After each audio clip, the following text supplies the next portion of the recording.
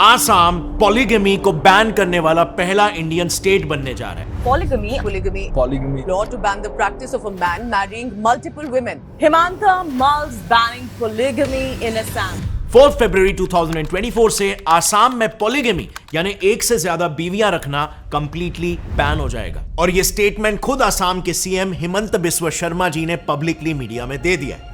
लेकिन असम में पॉलीगेमी को बैन करते हुए हम फरवरी में कानून पास करेंगे। सिर्फ अनाउंसमेंट ही नहीं किया, अभी कुछ दिन पहले 11 जनवरी 2024 को सीएम ने यह तक कहा कि सारी फॉर्मेलिटीज ऑलमोस्ट कंप्लीट हो चुकी है और वो 5 फरवरी को इस पॉलीगमी बैन के साथ चाइल्ड मैरिज एबॉलिशन बिल भी पास करने वाले।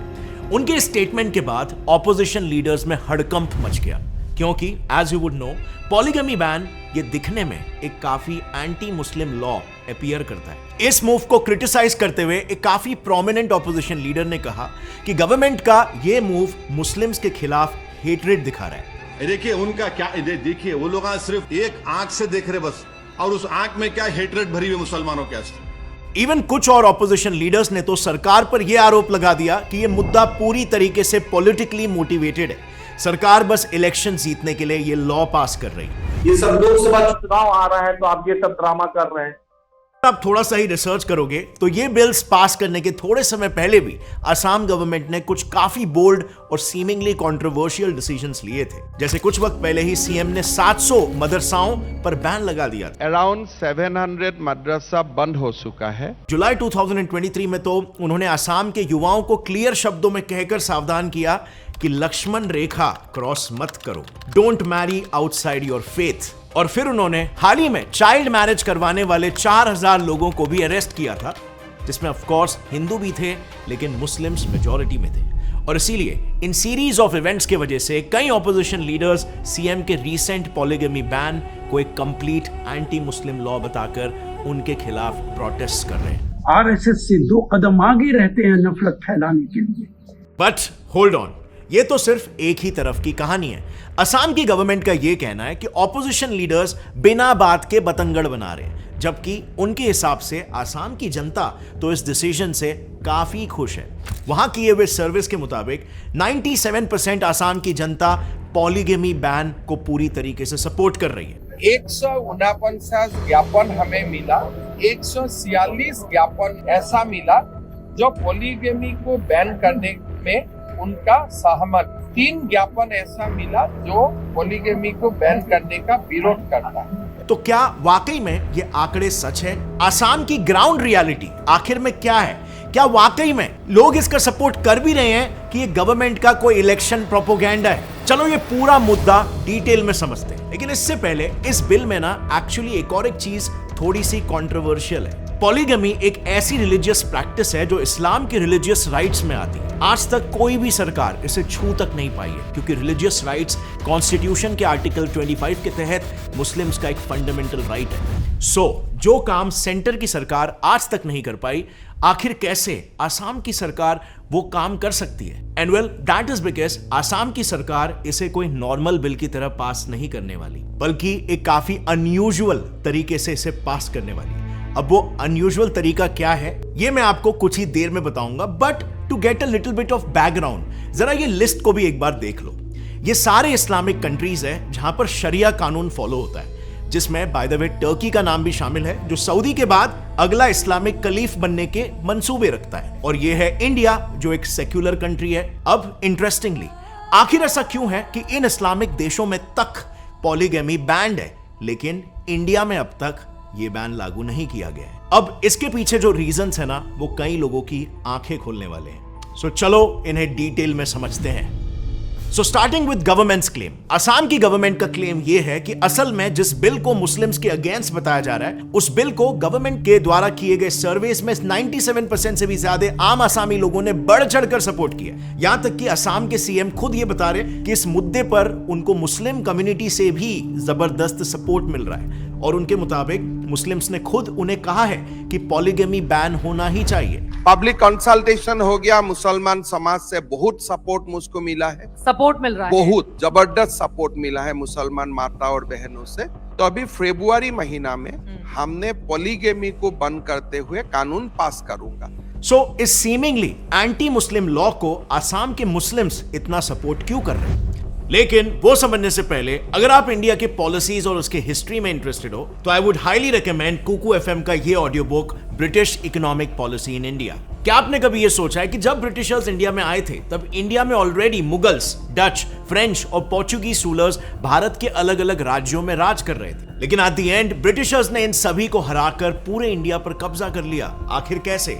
और सिर्फ कब्जा ही नहीं बल्कि ब्रिटिशर्स ने कुछ ही सालों में इंडिया, जिसकी जीडीपी तभी पूरी दुनिया की 27% थी, उसे कंगाल करके सिर्फ 3% पर लाकर खड़ा कर दिया। आखिर कैसे? वेल, ये सिर्फ पॉसिबल हो पाया ब्रिटिशर्स के कुछ पॉलिसीज की वजह से, जिसका पूरा इतिहास एक्चुअली काफी अच्छे से समझाया गया है कुकू एफएम के इस ऑडियो बुक में, जो आप रात को सोने से पहले अनवाइंड करते टाइम इजीली सुन सकते हो। अगर आपने कुकू एफएम को अभी तक सब्सक्राइब नहीं किया है तो इसे जरूर चेकआउट कीजिए। नीचे डिस्क्रिप्शन में मैंने एक 50% ऑफ का कूपन कोड भी डाल दिया है, जिससे आपको पूरे 1 महीने का सब्सक्रिप्शन सिर्फ 49 रुपीज में मिल जाएगा। और अब लौट आते हैं वापस से हमारे वीडियो पर। हम डिस्कस कर रहे थे कि जिस चीज को मुस्लिम्स के अगेंस्ट बताया जा रहा है उसे आसाम के मुस्लिम्स इतना सपोर्ट क्यों कर रहे हैं? वेल, पहले ना पॉलीगमी को ही थोड़ा सा समझते हैं कि ये शब्द का मतलब ही क्या होता है इस कॉन्टेक्स्ट में। सो आसान शब्दों में, जब एक आदमी मल्टीपल यानी कि एक से ज्यादा औरतों से शादी करता है उसे पॉलीगमी कहते हैं। अब टाइम्स ऑफ इंडिया में पब्लिश्ड एक सर्वे के हिसाब से 84% मुस्लिम वुमेन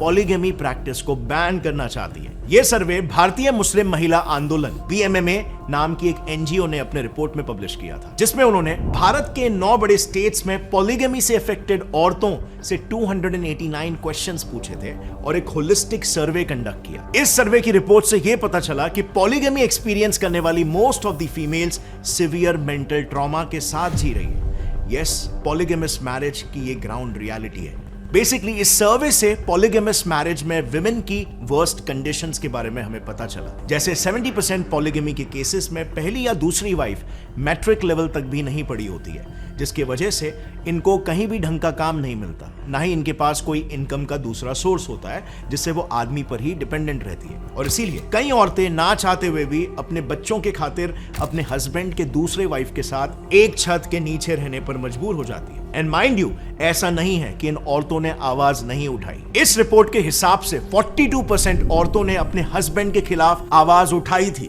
लेकिन तब उनकी शादी कराने वाले काजी ने यानी कि रिलीजियस प्रीस्ट ने उन्हें सीधे सीधे एडजस्ट करने की ही सलाह दी। और ऐसा इसीलिए क्योंकि इस्लाम में उनके रिलीजियस बुक के सुरहा अन-निसा 4:3 के हिसाब से पॉलीगमी अलाउड है। अब यहां पर कुरान में लिखी गई बात गलत नहीं है, बट उसका इंटरप्रिटेशन सिचुएशनल है और ये आपको आगे पता चलेगा। दूसरा यहां पर डिफरेंस ये है कि बाकी के रिलीजियंस जैसे हिंदुइज्म, बुद्धिज्म और क्रिश्चियनिटी में मैरिज को एज अ सैक्रेमेंट माना जाता है, बट इस्लाम में मैरिज को मेल और फीमेल के बीच का एक सिविल कॉन्ट्रैक्ट माना जाता है। और बाकायदा निकाह में एक कॉन्ट्रैक्ट जिसे निकाह नामा कहते हैं वो हस्बैंड और वाइफ साइन करते हैं और ये कॉन्ट्रैक्ट उन काजी द्वारा वैलिड करवाया जाता है। इसीलिए उस सर्वे में उन काजियों ने विमेन को एडजस्ट करने की ही सलाह दी। ऐसा ही एक केस साल 2022 में सामने आया जब दिल्ली में रहने वाली 28 इयर्स की रेशमा ने दिल्ली हाई कोर्ट से ये रिक्वेस्ट की कि वो सरकार को पॉलीगमी बैन करने के लिए लॉ बनाने का आदेश दे, क्योंकि रेशमा ने बताया उनके पति शोएब खान ने दूसरी शादी की और जब रेशमा ने इसका विरोध किया तब शोएब ने रेशमा के साथ मारपीट करके उन्हें और उनके बच्चे को हमेशा हमेशा के लिए अकेले छोड़ दिया without even divorcing her. Asian journal of psychiatry के रिपोर्ट्स के हिसाब से पॉलीगमी से affected women mental trauma, unhappiness, loneliness, lack of trust जैसे कई मेंटल ट्रॉमास को फेस करती है। इवन यूनिवर्सिटी ऑफ लिंकन द्वारा पब्लिश्ड एक रिपोर्ट के हिसाब से उनकी 1994 से 2014 यानी कि 20 साल की रिसर्च से यह पता चला कि पॉलीगमस फैमिली में पले बड़े बच्चे mental health issues, social incompatibility और लोअर्ड एकेडमिक अचीवमेंट्स जैसे प्रॉब्लम्स फेस करते हैं। ऑल इन ऑल इन्हीं सब कारणों की वजह से भारतीय मुस्लिम महिला आंदोलन ने भी अपने सर्वे में यही कहा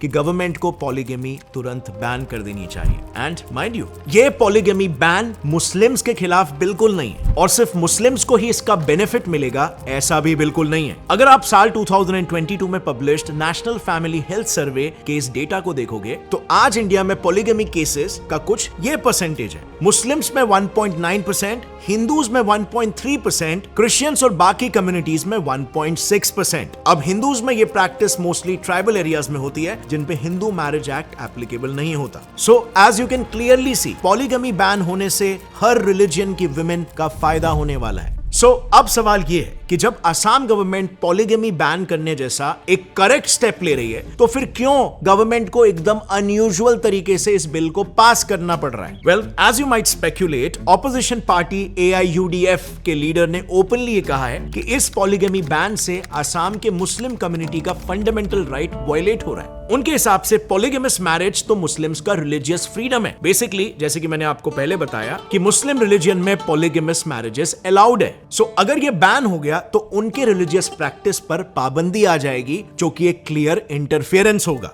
और इसीलिए असम की गवर्नमेंट एग्जैक्टली यही प्रॉब्लम फेस कर रही है। तो इसका क्या मतलब? असम गवर्नमेंट ने ऑपोजिशन के इस एलिगेशन का जवाब देने के लिए फॉर्मर गुवाहाटी HC जज रूमी कुमारी फुका जी के अंडर एक एक्सपर्ट कमेटी बनाई है। इस कमेटी को इस लॉ को पास करने की लीगैलिटीज को चेक करने के लिए कहा गया है। बेसिकली कमेटी का काम है ये चेक करना। तो कमेटी ने इस पर 2 डिस्कवरीज किए। पहला, जो ऑपोजिशन का कंसर्न था कि क्या ये लॉ मुस्लिम्स के फंडामेंटल राइट को वायलेट करेगा। इसका जवाब देते हुए कमेटी ने पहला फैक्ट रखा कि ऑपोजिशन जिस आर्टिकल 25 और 26 फ्रीडम ऑफ रिलीजन की बात कर रहे हैं, उसी आर्टिकल 25 का सब क्लॉज 1 ये खुद बताता है कि इस फंडामेंटल राइट को पब्लिक ऑर्डर, मोरालिटी, हेल्थ और स्पेशली सोशल वेलफेयर और रिफॉर्म के लिए चेंज किया जा सकता है, यानी कि अपडेट किया जा सकता है। और रही बात पॉलीगेमी के रिलीजियस प्रैक्टिस होने की, तो कमेटी ने यह बताया कि उनके रिलीजन में पॉलीगेमी परमिसिबल जरूर है, बट वो 5 टाइम्स प्रेयर करने जैसे कंपलसरी रिलीजियस प्रैक्टिस नहीं है और इसीलिए पॉलीगेमी बैन किया जा सकता है। कमेटी का दूसरा और सबसे मेजर फाइंडिंग ये था, जिसे कई ऑपोजिशन वाले कोट भी कर रहे थे, कि शरीयत एक्ट 1937 जो एक सेंट्रल लॉ है जिसके तहत पॉलीगेमी मुस्लिम्स के लिए नेशन वाइड लीगल है, उस पे आसाम या कोई भी स्टेट गवर्नमेंट लॉ नहीं बना सकती। बट कमेटी ने इसको इस फैक्ट से काउंटर किया कि कॉन्स्टिट्यूशन के आर्टिकल 254 के सब क्लॉज 2 के तहत प्रेसिडेंट ऑफ इंडिया के एसेंट से स्टेट गवर्नमेंट ये लॉ बड़े आसानी से पास कर सकती है लीगली। सो यहां पर ये थी गवर्नमेंट की पूरी लीगल स्ट्रैटेजी, जिसकी मदद से उन्होंने सारे मेजर लूप होल्स को फिक्स कर दिया। बट यू नो व्हाट, मुझे क्या लगता है, इंडिया अभी तक 2024 तक बस सिर्फ पॉलीगेमी बैन और काफी पिछड़े लॉस को लेकर सिर्फ डिस्कशंस ही कर रहा है। लेकिन टर्की, अजरबैजान, टूनिशिया और इन सारे इस्लामिक कंट्रीज ने ऑलरेडी अपने यहां पर पॉलीगेमी को एक पनिशेबल ऑफेंस बना दिया है। और इन कंट्रीज के पॉलीगेमी को बैन करने के रीजंस भी काफी इंटरेस्टिंग है। जैसे फॉर एग्जांपल टूनिशिया, इस इस्लामिक देश ने 1958 में ही पॉलीगेमी को बैन कर दिया था और इसे प्रैक्टिस करने पर 1 साल की जेल और फाइन लगाकर पॉलीगेमी को एक पनिशेबल ऑफेंस बना दिया। एंड नोटेबल बात यह है कि उन्होंने शरीयत कानून के ही तहत बकायदा कुरान के वर्सेस देकर इस बैन को इंपोज किया। टूनिशिया ने रीजन दिया कि शरीयत लॉ के मुताबिक एक मुस्लिम आदमी को सिर्फ एक ही औरत से शादी करना मैंडेटरी है। एक से ज्यादा शादी परमिसिबल जरूर है under special situations, but mandatory नहीं है। और इसीलिए टूनिशिया ने अपने देश में पॉलीगेमी को बैन किया एक अपडेटेड कुरान और शरीयत के इंटरप्रिटेशन के साथ। अब टर्की की अगर बात करें तो इस देश ने तो हमारे भारत के आजादी से पहले ही 1920s में ही पॉलीगेमी को बैन कर दिया था। उनके सबसे बड़े लीडर मुस्तफा केमाल पाशा ने विमेन राइट्स को प्रमोट करते हुए इस डिसीजन को पास किया था। बट आज इंडिया में हम एक सेक्युलर कंट्री होने के बावजूद पॉलीगेमी जैसे अलग अलग रिलीजियस पर्सनल लॉज पर देश को चला रहे हैं, जबकि इंडिया जैसे सेक्युलर देश में आजाद होते ही एक सिंगल लॉ पास होना चाहिए था। सो ये है पूरी कहानी पॉलीगेमी के इस विषय पर।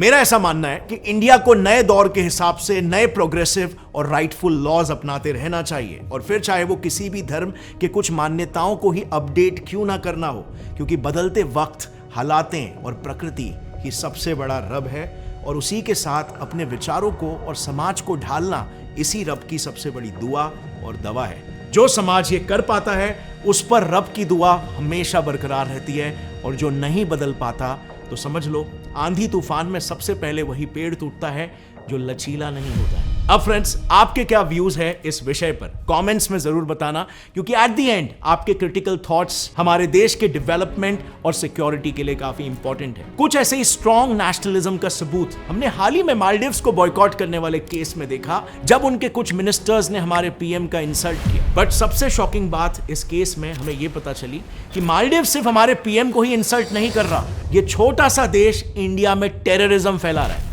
इनफैक्ट 26/11 मुंबई अटैक्स, जिसमें हमारे देश के 20 सोल्जर्स, 175 सिटीजन्स और 26 फॉरेनर्स मारे गए थे, उस अटैक में मालदीवियंस का भी एक बड़ा हाथ था। और ये मैं नहीं कह रहा हूं, ये खुद उनके फॉर्मर प्रेसिडेंट नशीद का कहना है। सो ये पूरा केस क्या है और कैसे मालदीव्स टेररिज्म का एक हॉट बेड बनते जा रहा है, इस पर मैंने एक डिटेल्ड वीडियो बनाया जिसे आप यहां पर देखकर चेकआउट कर सकते हो। एक टोटली आई ओपनिंग वीडियो है। I highly suggest you check it out. अगर इस वीडियो से आपको कुछ भी नया जानने मिला तो एक लाइक जरूर ठोकना, और जितना हो सके ये वीडियो को अपने फ्रेंड्स और फैमिली मेंबर्स के साथ शेयर करो ताकि उन तक भी ये अवेयरनेस पहुंचे। और हाँ, जाने से पहले don't forget to download Kuku FM app from the link in the description and use my coupon code GAURAV50 for 50% off, यानी 1 महीने का सब्सक्रिप्शन सिर्फ 49 रुपीज।